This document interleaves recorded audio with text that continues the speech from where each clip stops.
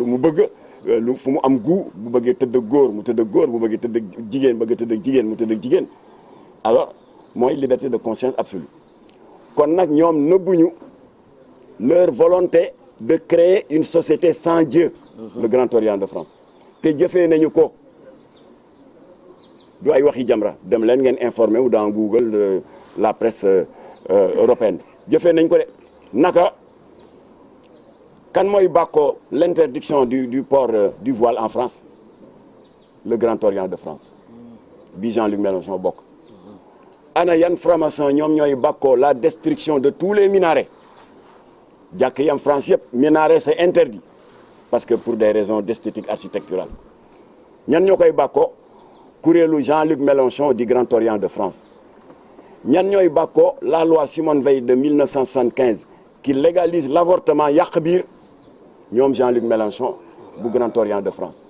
ñan ñooy bàkkoo d'avoir tordu la main au président François Hollande ba le 17 mai 2013 ñu daal di légaliser le mariage homosexuel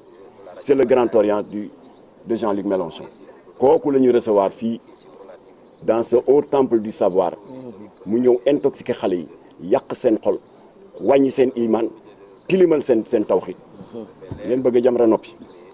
ñu noppi loolu waral nag ñoom bañ ko recevoir ku wax feeñ dans ce temple du savoir di université ñu ngi ko créé en 1959 ñaata kàngam ñoo fi jaar université formaté leen ñu nekk de brillants esprits ci wàllu politique ci wàllu économie ci wàllu culture wàllu médecine Léopold Sédar Senghor fii la jaar Maître Lamine Gueye jaar na fi Cheikh Anta Diop jaar na fi Mamadou Dia fii la jaar ndem si yàlla si Omar Blondin Diop kenn mënu leen compter ba ñu jeex des éminences grises yoo xam ne université bi moo leen tabb un temple du savoir nga xam ne lan mooy vocation mooy ubbi dënnu étudiants yi jëmbat ci ay xam-xam ak jikko yu baax looloo tax université jóg Jean-Luc Mélenchon ñëw nag ak mbalitam tiim xale yi di ko déglu mu daal di dérouler sans vergogne un prosélytisme malsain ponctué d'une propagande ouverte en faveur de l'idéologie LGBT renforcée par une apologie ouverte de l'homosexualité te wax na ko ci kàddoom fa gën a dënn bi ci waxin dal di ne j'ai été le premier législateur maanaam le premier député français à avoir déposé un texte de loi allant dans le sens de la légalisation du mariage homosexuel te nee na cette liberté d'amour maanaam góor ñu may ko droit mu bëgganteeg góor ba sëy way mën cee am nee na cette liberté d'amour devrait être ouverte à tous sous un tonnerre d'applaudissements des élèves et des étudiants pendant ce temps dans la même séquence recteur bi jël kaddu pour wax ak xale yi seen njariñ les défis académiques qu'il doit relever ñu yuuxoo ko ci laa ne notre pays est en danger kii moo gën a dangereux Maline Anna Borg chef de mission électorale bi nga xam ne lesbienne la vice-présidente n'est-ce pas de l'interview LGBT du Parlement moo gën a dangereux Charles Michel bi Diomaye recevoir oon moom mi nga xam ne moom la ñu ndeyale woon sëyu góor jigéen ba lay nekk France Luxembourg Xavier Bettel moo leen gën a dangereux fuuf ndax dafa bokk ci ñi nga xam ne c'est les théoriciens de la construction d'une société sans Dieu qui a toujours été prônée par le Grand Orient de France dont il est un des membres éminents ku ma sa gis li tubaab buy ñëw di tagg ak di rafetal ngóor jigéen nga tàcc ko koo xam ne doomu réew mi la directeur université bi di la wax sa njariñ sa avenir les défis académiques qu'il faut relever nga yuuxoo ko le pays est en danger il y a un renversement de tendance un retournement de rôle qui risque de mener notre pays à la destruction moo tax Jamra jóg te du ñu teggeti tànk mukk tànk askanu Sénégal amuñu lu ñu bëgg et je voudrais m'adresser à Jean-Luc Mélenchon ndax mu ngi ñuy dégg am na benn message bu ma recevoir sànq avant may wàcc benn waaye ne mu nga toog am na ko koy firil bu ko déggee ci wala firil ko ci français léegi je vais m'adresser à lui en français. Monsieur Mélenchon, nous voudrions nous, Sénégalais, peuple souverain, vous rappelez ce que vous savez déjà. C'est-à-dire qu'il n'existe pas de pays dans le monde où les lois qui doivent régir la vie communautaire viennent ex nihilo. Ces lois ne tombent pas du ciel, quel que soit le pays pris en considération, qu'il s'agisse de la France, de l'Allemagne, de la Chine, du Burkina Faso, du Sénégal. Les lois qui régissent la vie communautaire ne tombent pas du ciel. Elles sont structurées par qui? Par le législateur. Et comment le législateur structure-t-il ces lois? Eh bien, en s'adossant sur ce que vous, techniciens de l'audiovisuel et de la communication, vous appelez le substrat socio-culturel, c'est-à-dire en langage normal, eh bien, les réalités socio-culturelles. C'est sur cela que le législateur français s'est adossé pour structurer le code civil français, qui, comme tout le monde le sait, a déclaré haram la polygamie. Mais personne n'a le droit de critiquer les Français parce qu'ils sont chez eux. Et c'est dans cette même logique que vous, Français, M. Mélenchon et vos compatriotes, vous vous êtes référés sur vos réalités sociales et culturelles pour penser qu'il était temps, précisément le 17 mai 2013, de légaliser le mariage homosexuel. Personne n'a le droit de vous critiquer parce que vous êtes chez vous. Alors, pourquoi, selon le même principe de structuration des lois que le législateur, dont le législateur a la responsabilité en se référant sur nos réalités sociales et culturelles, au nom de quoi nous, peuple sénégalais, nous n'aurions pas le droit, nous référant à nos réalités sociales et culturelles, de structurer l'article 319 bi haramal ngóor jigéen, au nom de quoi? C'est aussi simple que ça. Monsieur Mélenchon, c'est vous qui avez appris, je veux parler de vos universités, à nos cadres, que la loi, la majorité, c'est la loi de la démocratie. La majorité, l'écrasante majorité du peuple sénégalais ne veut pas de l'homosexualité. C'est notre droit le plus absolu. Et vous venez sur un ton paternaliste nous dire que non, c'est un monde libre. J'ai été le premier député à avoir introduit un texte de loi portant légalisation de l'homosexualité. C'est votre affaire, ça. Mais ne venez pas nous l'imposer. Alors, moi, Jean-Luc Mélenchon dégg na ko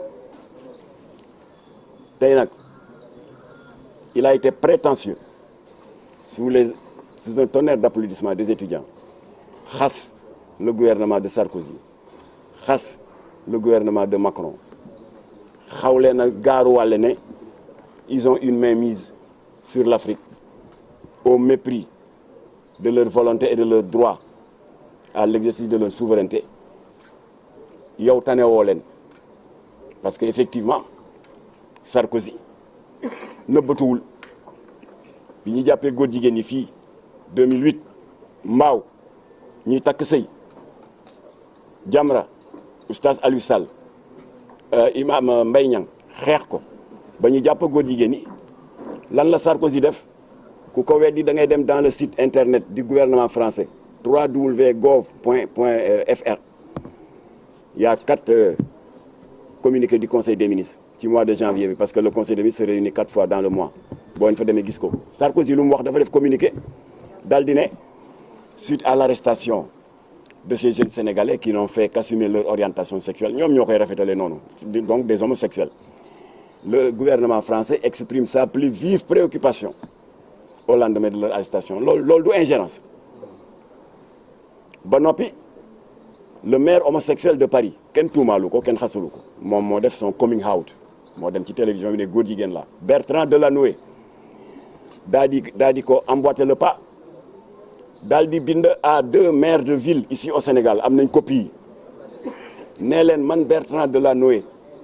en tant que président de l'association des maires francophones maa ngi leen di ñaan ngeen wax président Abdoulaye Wade nañu bàyyi góor jigéen yooyu loolu du ingérence. ba noppi le ministre de la santé Roselyne Bachelot emboîté ko le pas dal di duut baaraam Bernard Kouchner qui était à l'époque ministre des Affaires étrangères ne ko yow bi nga xam ne yaa yore suñu kaddu au plan international waxal Sénégal nañu bàyyi góor jigéen yi ñu tëj kooku du ingérence. kon monsieur Mélenchon vous n'êtes pas mieux loti que ñoom dañu affiché wu yow da ngay nëbbatu ñëw fii université pour intoxiquer les enfants pour dugal leen ci musiba. Et enfin je vais terminer par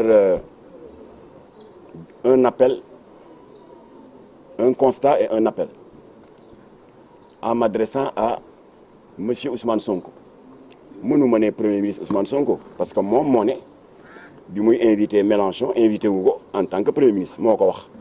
nee na dama ko invité en tant que leader d'un parti qui s'appelle le PASTEF qui a invité un leader d'un autre parti français mu di la France insoumise et qui s'appelle Jean-Luc Mélenchon moo ko wax. kon monsieur Ousmane Sonko fàtte xaju fi yow sa wàllu bopp te rappelé naa ko ci suñu conférence de presse bii passé fekkee nga fii le 27 juin 2013 Obama ñëw fi moo ëpp teggin sax Mélenchon ndax moom dafa jël benn journal lesbienne moo posé woon question Macky Sall ndax protocole Maison Blanche bu ñuy voyager ni protocole bi tëddee mooy visite officielle bi c'est toujours clôturé par une conférence de presse commune. Le président du pays d'accueil day tànn 2 journalistes Macky Sall tànn Alassane Samba Diop bu RFM Tidiane Bari bu RTS. Le président Obama tànn benn journaliste homme ak benn as ndaw suñu xam muy lesbienne bu rëy di liggéey dans un grand hebdomadaire foofu. La question qui a fâché tout le monde ca ndaw soosu la jógee Obama jël ko daal di ko eggee Macky Sall lan la ko Macky Sall tontu ginnaaw bi mu ko defee cette proposition indécente là on n'est pas encore prêt ba ka Macky Sall tontoo loolu wax leen ma ban ONG wala organisation islamique sur les 125 qui existent au Sénégal kan ngeen ci gis mu def une riposte automatique amul dañu bàyyi ba Obama dugg avion ñibbi rek par courtoisie parce que gan du fi nekk ngay toj ay kaas naka la ñuy bi Jamra dem Café de Rome ñu def lii ñu def tey jël micro yéen a nga fa woon ak beaucoup d'autres confrères daal di ne Macky Sall dëgg la gàntal nga ko mais Jamra d'accordul sur la formulation parce que da nga vous laissez une porte entrouverte boo xam ne lobby homosexuel yi dañuy continuer di dundee yaakaar ndax da nga ko ne on n'est pas encore prêt loolu ça peut sous-entendre xëy na jamono dana ñëw yëf yi évoluer on sera prêt c'est beneen naataango journaliste posé ñu question Imam Massamba Diop la ko posé parce que moom moo def l'exposé liminaire en tant que président exécutif de Jamra nekk waaye yéen Jamra da ngeen bari histoire nee na gàntal na ko waaw léegi li ngeen di kaas lan la ñu ne ni mu ko waxee ñu ne waaw lu mu wax ñu ne dafa ne on n'est pas encore prêt te loolu c'est une porte entrouverte lobby yi dañuy continuer di dundee yaakaar di ñu may jàmm waaw loo leen bëggoon mu tontu ko ñu ne dañ ko bëggoon mu wax ne dëkk bu tedd bii nga xam ne fii la Bamba tëdd Maodo Baye Niass Baye Laye ak ñeneen ñu baax on sera jamais prêt kon Ousmane Sonko yaa ngi fi woon bi Jamra di riposter si tontu bu yolom boobu Macky Sall la tontu woon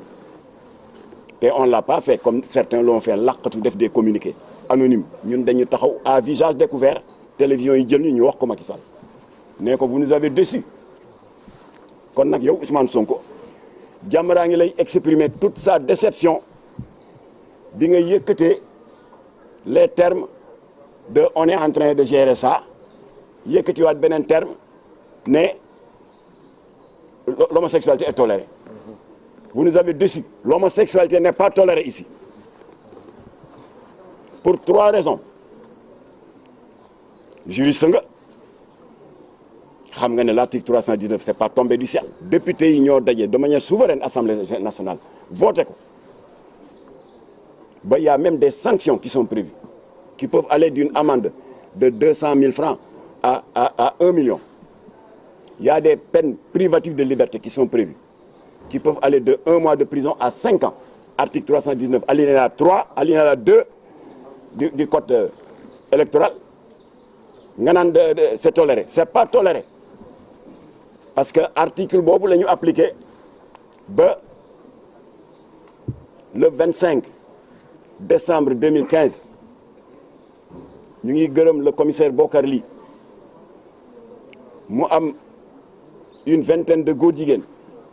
guddi gu tedd gu mel ni guddi mawlul nabi ñu siy màggal juddu yonent bi suñu mbokk catholique itam kontaan parce que dafa tombé aussi la célébration de Noël ñuy màggal juddu yonent yàlla Insa ñëpp a kontaan daal di ne nos deux communautés yàlla baaxee na leen ñu bokk la même date homosexuels yi daal di profiter de cette nuit doublement symbolique takk fukki sëy ak benn à l'hôtel à l'école Ibrahima Diouf de Kaolack bu du woon la rapidité du commissaire Bokar Niang ay morceau yàpp góor jigéen lañ fay fekk ñu jàppaleen tëj leen dëgg la y a eu des combines après ba ñu libéré leen de manière prématurée waaye yoon dal na seen kaw tëj leen Sonko naan c'est toléré c'est pas toléré ba ñu jógee foofa août 2019 ñëpp yëg neen ko yéen ñu ci bari ñëwoon ngeen tribunal couvrir ko fii ci Thiaroye Léona amu fi woon benn lesbienne bu tuub ut benn ilimaan mu dem jubóoli ji ko ak jëkkëram mu dellu ci sëy normalam jékki-jékki benn ngoon ñu gis ñaari kaaru Ndiaga Ndiaye ñëw tuur fa ay lesbiennes un gang d'une vingtaine de lesbiennes song kër ga sànni xeer toj ardoise yi di dajji palanteer yi jëkkër yi di génn di interposé wu comme que dafa xaw a mel ni man xaw a xiibon chefu lesbiennes yi bari doole pamte ko sànni ko ci suuf ba bopp bi am lu ci toj ñu ngi gërëm chef de quartier bi ak jeune Thiaroye Léona ñoo jóg xeex ak lesbiennes yi ba am ñu daw mais am na une dizaine yu ñuy jàpp y compris seen chef keroog procès ba toute la presse était curieuse de savoir kii li tax mu def lii lan la moo tax tribunal fees del Jamra nga foon et effectivement président tribunal bi jàkkaarloog ndaw si ne ko yow yaa organisé cette expédition punitive la waaw lu ko waral kii ci yéen la bokkoon mu xam ne lesbienne baaxul ngor bu ko diine baaxu ko mu ne bàyyi naa damay uti ku may jubóoleeg sama jëkkër ma dellu sama cour c'est normal ngeen dal ci kawam te bakken xajoon na ci lu tax nga def loolu chefu lesbienne yi xool président tribunal ak bët yow koŋ ne ko waaw sama far la woon kon su ma bàyyee dellu ci jëkkëram man jàpp naa ne qu'elle m'a trahi xoolal ma rek fa la Sénégal toll ah liggéey boobu la Jean-Luc Mélenchon ñëw eggali si mais ça ne passera pas kon jàpp nañ ko tëj nañ ko kon l'homosexualité n'est pas tolérée monsieur Ousmane Sonko ba ñu jógee foofa Thiaroye Léona parce que sote naa yu bari dans la nuit du 22 au 23 novembre 2020 grande mosquée gii ce haut lieu de culte nga xam ne suñu borom moo bañ ba tagg ko ci suratul jinni wa anal masajida lillahi jàkk yi sama néeg la gardien bi 2 heures 3 heures du matin dans la nuit du 22 au 3 novembre de 2020 mu génn yuuxu tëgg gémmiñ gi nit ñi ne lan la mënul sax wax ñu daw fekk ñaari punkalum góor jigéen di sëy ci biir jàkk ji Jamra woote ni ñu wootee tey def point de presse ut avocat muy maître Moussa Sarr que nous remercions parce que moom du ñu fayeeku dara ndax il partage les mêmes convictions que ñun ndax famille bu mag la bokk ci wàllu diine xeex ak ñoom ñeneen tam jóg nañu ba ñu jàpp leen juger leen tëj leen kooku c'est toléré c'est pas toléré l'homosexualité n'est pas tolérée ba ñu jógee ci loolu et c'est là où je vais en terminer parce que bari nañu article 319 xàcc yat dóor ci góor jigéen yi ba ñu jógee ci loolu maa ngi ndokkeel sëñ Modou Lo Ngabou leaderu Safinatul Aman dafa dem action bu rafet à Touba daw jéeg comme ni mu ko baaxoo def chaque veille yu màggal au équipe am yi pour ñu def setal mu dem dans tous les coins et recoins jigéen ñi jaay seen bopp ak jaaykatu xeesal yeeg jaaykatu cigarette yeeg confisqué marchandise yeeg ñu signalé ko nekk am na appartement boo am ay góor jigéen yu fa nekk di recevoir ay góor gars yi def fa une descente musclée jàpp 10 góor jigéen ñu yeew leen dugal leen ci benn camionnette génn leen Touba sànni leen góor jigéen yi daal di dem ci syndicat góor jigéen yi bi nekk France ñu di ko wax ADEOS porter plainte contre sëñ Modou Lo Ngabou ma daal di woo sëñ Modou Lo Ngabou ma ne ko gis naa plainte góor jigéen yi li ma lay ñaan li la Jamra di ñaan bul tontu bul wax ñun dinañ la waxal xeexal la ndax jëmm ju mel ni yow kilifa nga ñun tàmm nañu di nekk ci poto yi ak góor jigéen yi di xeex ak ñoom yow bu ko def bàyyi koog ñun dinañ leen ñu def communiqué ne yéen sëñ Modou Lo Ngabou dëkk bu tedd bi te sëñ Touba ne bugguma fi lu tilim bugguma fi lu bon